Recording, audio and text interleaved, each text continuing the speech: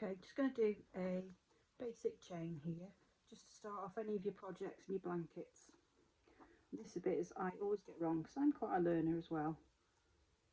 So it's just the slip knot there.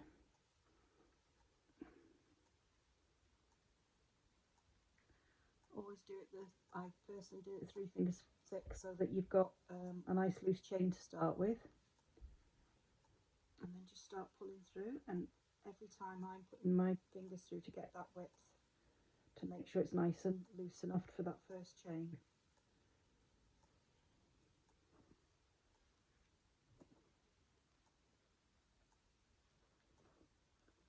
So this is how you start all of your projects really.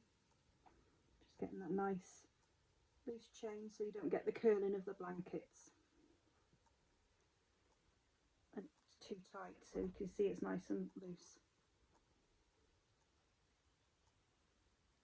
Nice and flat. So you'd be counting, and when you get onto the next row, you'd be counting how many loops you're going to pull through.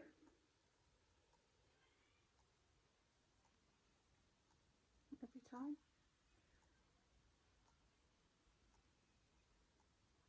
There you go. So that would be the start of your chain. And then to go back, I haven't actually counted, this is just to show you how you start your chain. So when you go back now, you can do, there's 2 ways of doing this. So you've got this little bump in the middle, you can go back through, which would be there, the first one to go back on, or you do the loop at the top.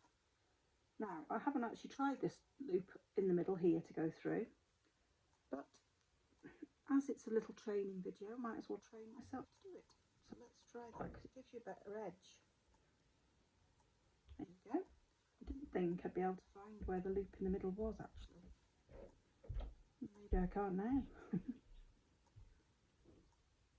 Maybe you should do it the other way around. Maybe that's a bit clearer there with all those loops. Let's try.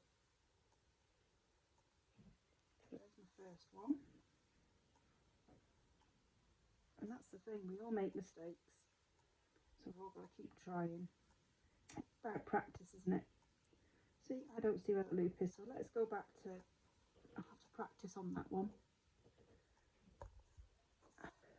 Let's go back to how I would do it normally. So that's your last loop on there, isn't it? Every chain. And then you go through next to pull up the loop there. Now I do that goes to 2 fingers thickness, just to give it a tight, I like that tightness on the knit. Oh, that's the tension I like, I should say. And then you just keep finding those loops and then pulling through. Yeah, definitely need to practice on the other one. So you can alter it and just check every time. Personally, that's how I find it easy, just to get the right size of the loop there.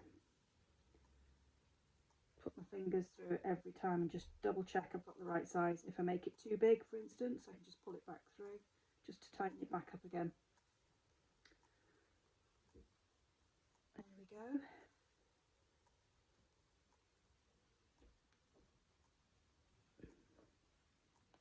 And I always think when you first start them, they always look quite messy, and I think, oh, I've done it wrong.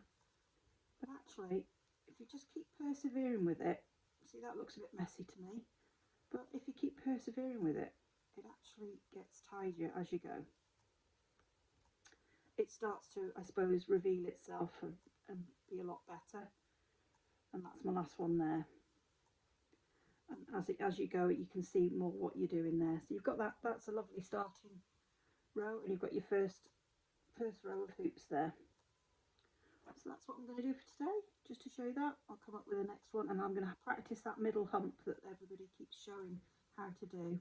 I'll get the hang of that and then come back and show you that.